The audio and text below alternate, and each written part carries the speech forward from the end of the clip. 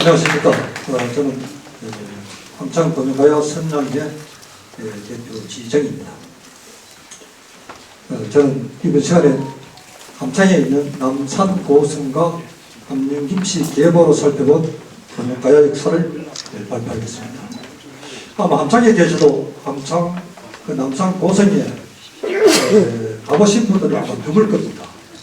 어쩌면은 그 남산 고성이 어디 있는지 모르는 분들도 아마 8만이 넘는다고 생각합니다.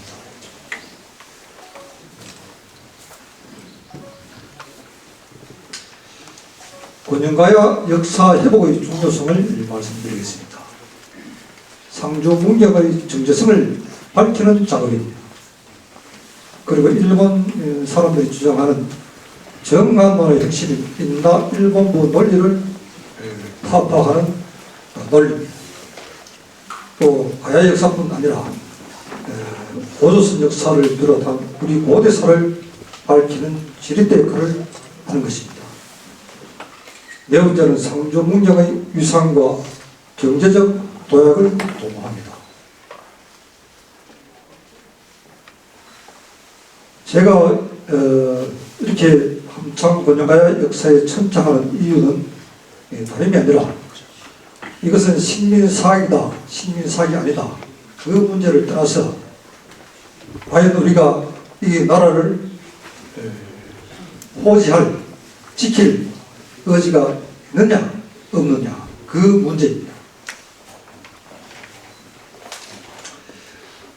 잠깐 삼국사기 기록을 보시면 권영군은 본래 권영가야국이다 나옵니다. 신라가 취지, 이를 취해서 고동남군을 삼았다. 한편 이르기를 고롱현이라 한다. 고롱현은 여기 함창에 가면 옛 무덤이 있습니다. 고로왕릉이 있고 고로왕비릉이 있습니다. 경덕왕이 개명을 했으면 이름을 바꿨으면 지금은 함령군이다. 이것은 이제 김부시 선생이 삼국사기를 실답십니다. 속현이 영현, 속현이 셋이 있으니 먼저 가선현은 본래 가여현입니다. 경덕왕이 개명을 했으면 지금은 가은현입니다. 봉암사가 있는 가을입니다. 고려시대에도 가을이 분명히 나오죠. 그 다음 관산현이니 관산현은 본래 관현이고 다른 말로는 관문현이라고 했다. 경덕왕이 개명을 했으며 고려시대 때는 문경현이라고 부른다. 그 다음 호계입니다. 호계는 제가 있는 곳입니다. 호계는 본래 호칭입니다. 경덕왕이 개명을 해서 지금은 그대로 쓰고 있다. 이제 삼국사기에 우리 정사에 분명히 나오는 내용입니다. 그 다음 삼국사기를 보시면은 삼국사기 오가야조에 보면은 가락기 찬온 일자영하 융원난 오기가거 일제자서. 그러니까 하늘에서 이제 알이 5개가 6개가 들어왔는데 한 개는 이승에 남아있고, 이거는 자승이라는 것은 기별을 말합니다. 그래서 그 하나는 수로왕이 되고 나머지 오가위, 오가야지주, 나머지 5은 각기 오가야의 왕이 되었다. 아라가야는 지금 하만, 고원영가야는 함령, 나와 있잖아요. 함령이 함창입니다. 삼국사기와 삼국여사의 엄연히 나와 있는 이 기록을 지금 우리나라 사학계가 부정을 합니다.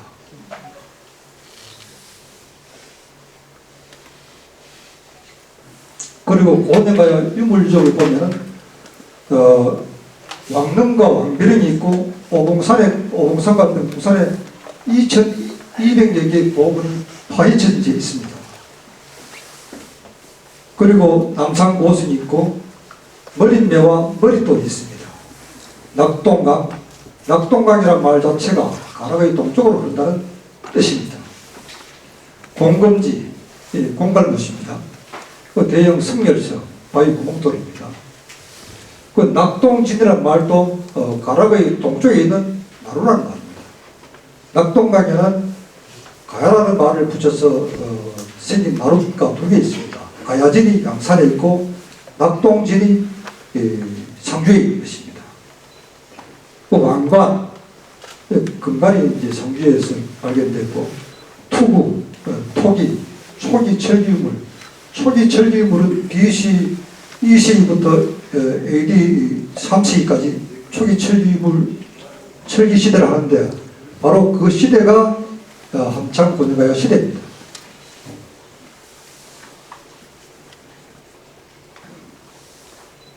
그러면 오늘 발표 주제인 남산 고성을 통해서 함창 권영가요 유물을 설명하겠습니다. 이것은 오봉산에 가면 토순일이 남아 있습니다. 희미하게 흔적만 남아 있습니다. 이건 돌로 산 것이 아니고 흙으로 산 것입니다. 이것은 보원에 있는 3년산성입니다. 3년산성을 언제 사느냐 하면 475년에 사는데 요 넓이가 10m, 높이가 20m입니다. 이게 470년에 사왔다고 보원 삼국서에 분명히 기록이 되어 있습니다. 신라가 백제를 방어하고 또 백제를 진출하기 위해서 470년에 완성했습니다. 그러면 신라가 보원까지 진출해서 이사할 때 반드시 남산 고성을 점령하고 이쪽을 진출합니다. 254년에 서벌국을 빼앗았다고 나옵니다. 서벌국을 빼앗았을 때 서벌주의 호민을 80%를 영덕 사도성으로 강제 이주시켰다. 그 기록이 나옵니다. 강제 이주시킨 그 호민 중에 호민이 누구냐? 바로 함창 김씨입니다. 그 함창 김씨 후예가 지금까지 영덕에 남아 있습니다. 그러면은 254년에 함창을 점령하고 보원으로 진출했는데 이게 475년이라고 하면 이것은 수세기 전의 성입니다. 상식으로 생각해도 그렇습니다. 그래서 저는 이거는 남산고성은 서기 전후 1세기 전후의 성이라고 저는 확신합니다. 그런데 이제 윤호필 박물관장은 그것은 가야성이 아니고 권영가야성이 아니고 신라성이다. 신라가 권영가야를 멸망시키고 백제와 고구려를 방어하기 위해서 산 성이다. 이렇게 며칠 전에 저하고 대화를 했습니다. 3년산성은 충북 보원에 소재하고 석성입니다. 둘레가 1700m입니다. 제가 독주사에 5년 살면서 자주 갔습니다. 자비 마립간 13년, 그러니까 서기 470년에 완성했으며 토성을 바탕으로 재건했습니다. 요즘 그 새로 발굴해 보니까 석성을 사기 전에 토성이 있었다는 겁니다. 그 토성을 다시 개축해서 석성을 산 것입니다. 남산고성을 점령한 후 오랜 세월이 흐른 뒤에 보원까지 나가서 성을 산 겁니다. 그러면 상식적으로 생각해도 보원의 3년사성보다는 남산고성이 최소한 300년, 400년 그 전에 쌓은 겁니다.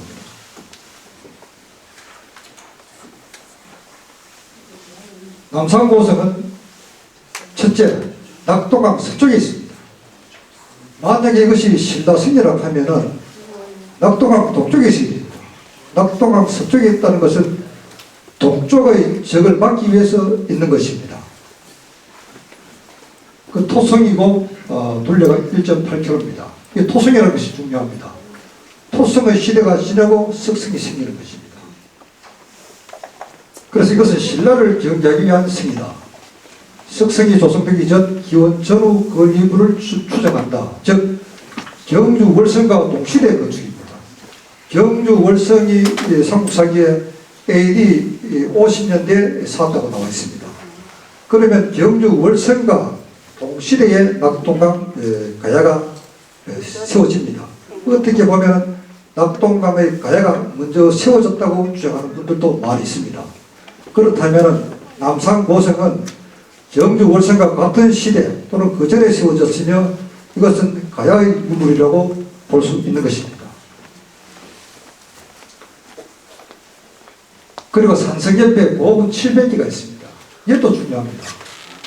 가야, 함창, 또 용궁 원산성, 예천 흥산성, 그리고 창녕에 가면은 비와 가야 거기도 있고, 하만에 가면 마리산도 산성이 있고, 다 낙동강 가야 문화권에서는 산성이 있고 거기에 고분군이 있습니다. 이것은 그 고분 자기 조상들의 넋을 지키고 그 고장을 지킨다는 의미로서 가야의 전형적인 문화입니다. 신라하고는 다릅니다. 그리고 이제 고대 이후 개축된 흔적이 없습니다. 남산고성에 가시면은 성이라고 구별이 잘 안 됩니다. 자세히 보면서 더듬어야 성이구나 하는데, 그건 왜 그러냐. 신라가 남산고성을 먹고 나서 더 이상 성의 역할이 끝난 것입니다. 그렇기 때문에 지금까지 그 성을 개축한 흔적이 전혀 없습니다.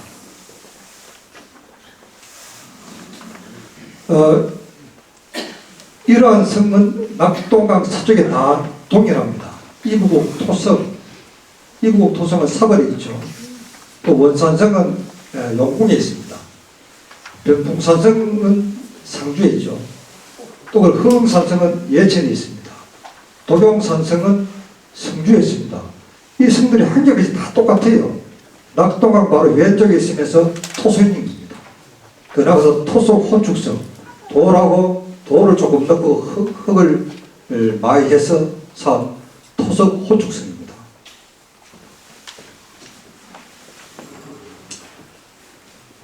남산고성은 3년산성이 보원의 3년산성이 건립되기 훨씬 전에 낙동강 서쪽에 축성되었으며 경주의 월성과 동일시기인 1세기 건립한 것으로 추정할 수 있다. 이것은 결코 신라성이 아니며 고령가야성으로 고분과 도시를 지키는 전형적인 가야성, 함창가야성입니다. 그리고 함창현지에도 가야시대성이라고 나와 있어요. 함창현지에. 유로별 박물관장 주장은 이렇습니다. 신라가 고령가야를 점령한 후에 산 성으로 백제와 고구려를 방비하기 위한 것이다. 5세기 이후의 성으로 추정한다. 이렇게 얘기를 했습니다. 요거는 이제 지금 요게 남산고성이고 요건 상주 백풍산성이고 요건 용궁 원산성입니다. 제가 여기 장관사 주지를 했기 때문에 자주 봤습니다. 요거는 예천에 있는 흥산성입니다. 요것은 전부 다 낙동강 바로 서쪽에 있는 것이고, 그야말로 신라가 낙동강을 점령하고 고구려와 백제를 방비하고 진격하기 위해서 쌓은 성들이 바로 이것입니다. 이것 3년산성이고 이것이 단양적성입니다. 이거는 단양 휴게소에 차를 대놓고 올라가면 보입니다. 그리고 이것이 하북에 있는 결혼산성입니다. 이거는 고모산성이죠. 영경이. 이렇습니다. 신라가 고령가야 쪽을 점령하고 나서 백제와 고구려를 대처하기 위해서는 성을 이렇게 쌓은 것입니다.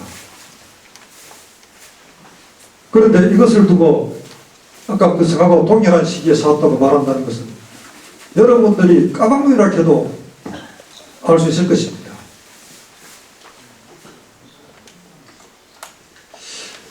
그리고 다음은 이제 함량김씨의 계보를 통해서 또 이 고령가야를 증명하겠습니다.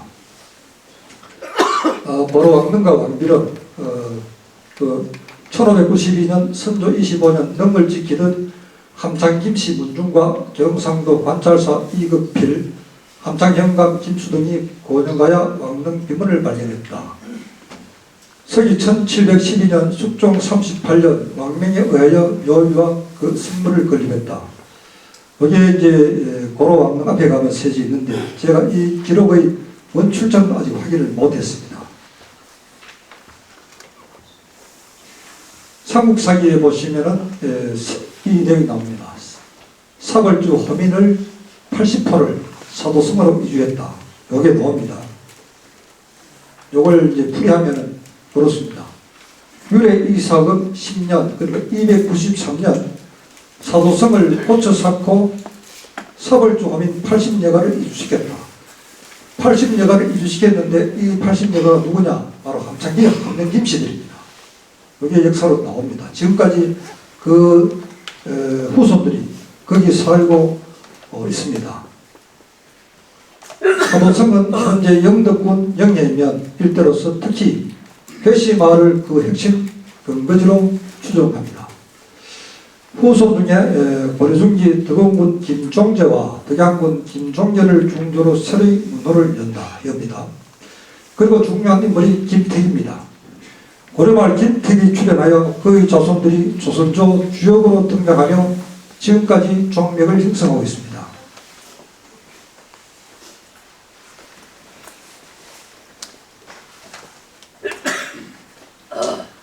김택은 영예분으로서 고려말분입니다.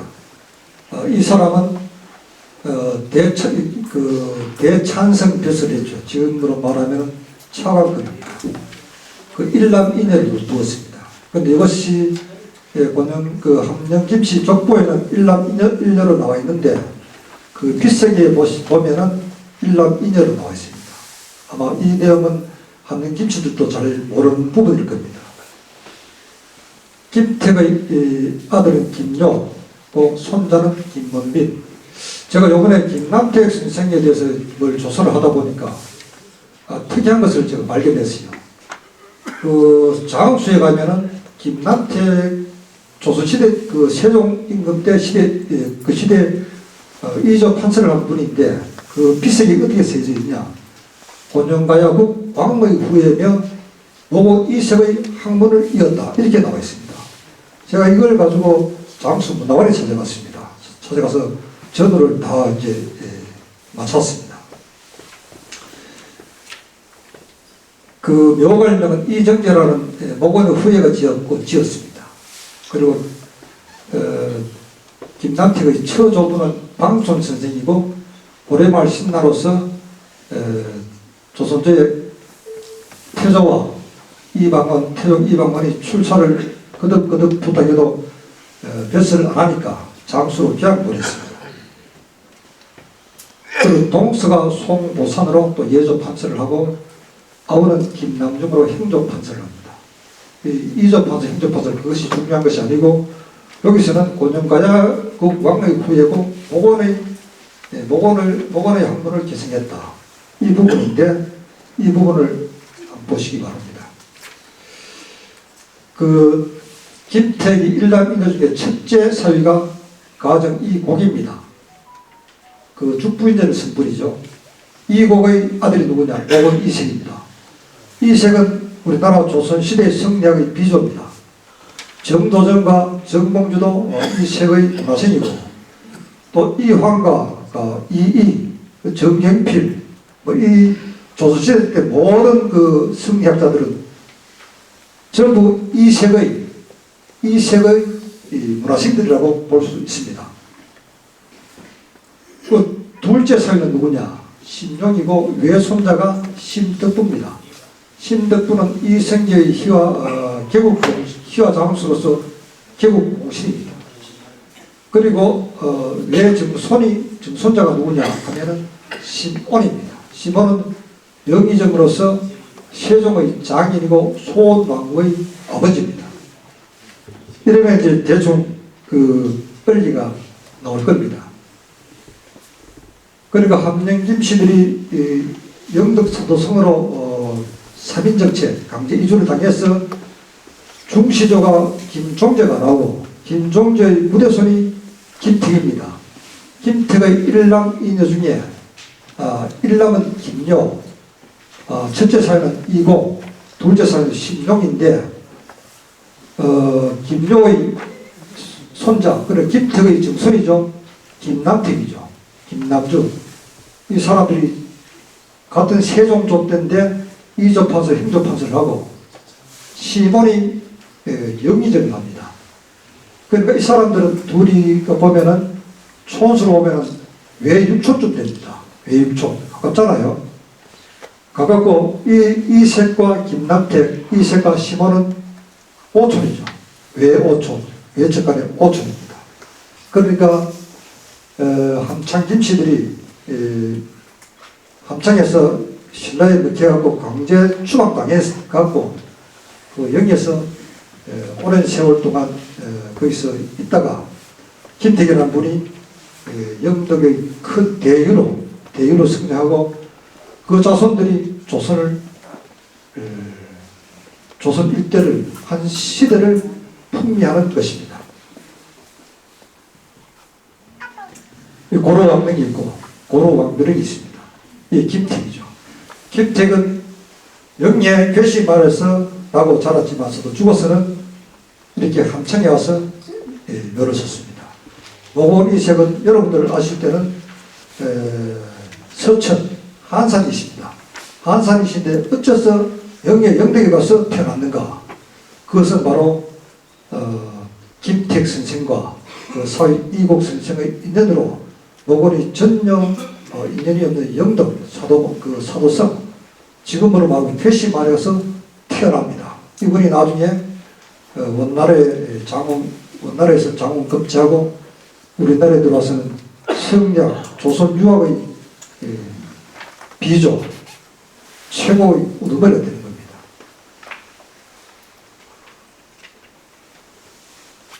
이렇게 함창 고려가에는 사료와 유물 유직이 완벽합니다. 그런데 이걸 왜 지금까지 이렇게 방치되어 있느냐?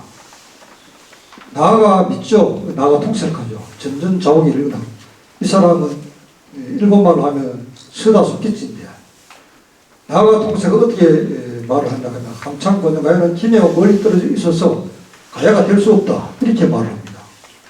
서다속기지가 거기 더 나와서 가야가 아님에도 불구하고 고능가야라고 명명한 것은 이련을 비롯한 고려시대 성녀들의 날조다. 이 말도 안 되는 이 이론이 이병도, 김태식, 이영식을 거쳐서 지금까지 이어져 오는 것입니다. 그야말로 이들은 국사를 매도한 도적대들입니다. 네.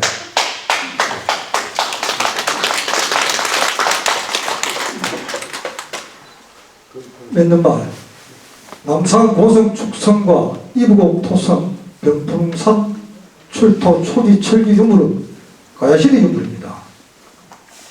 이를 부인한 성주 박물관장은 분명히 모든 사람 앞에 해명을 해야 됩니다.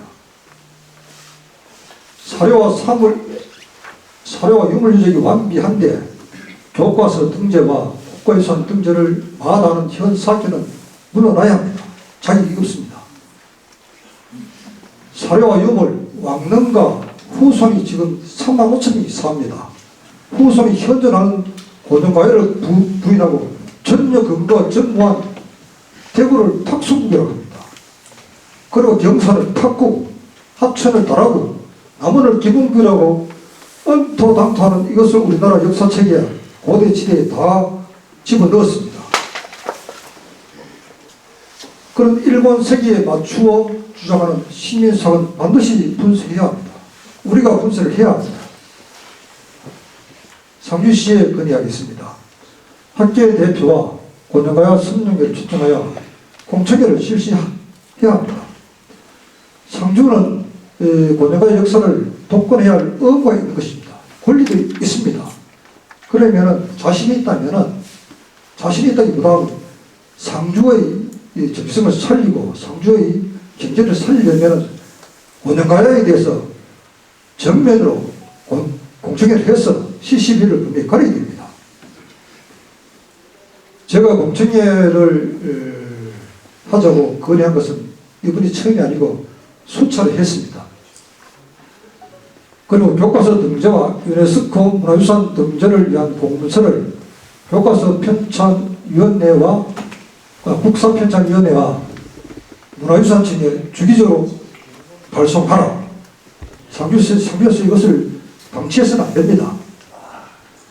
그리고 고령가야의 역사책이 이원적이고 부정적인 박물관장이야 학예사를 해내야 됩니다. 여기에 대해서 상주의 역사를 부정하고 부인하고 이원적인 사람을 상주 박물관장이나 상주시 학예사로 둬서는 안 됩니다. 그런 상주의 발전을 저해하고 정말로 상주의 미래지향적인 이 정책을 방해하는 것입니다. 거듭 말씀드리지만서도 이것은 식민사회가 식민사회가 아니냐, 그 문제를 떠나서 우리가 국가를 호지할 의지가 있느냐 없느냐 하는 것입니다. 국토는 국가의 육체라고 하면은 역사라는 것은 국가의 혼입니다. 국토가 있어도 국사를 잊어버리면은 그거는 살아있는 국가가 아닙니다. 반드시 우리 국헌 역사를 찾아서 다시 한번 상주 문경 한창이 번영하는 그런 동북아의 우뚝 서는 그런 역사를 만들어 봅시다. 감사합니다.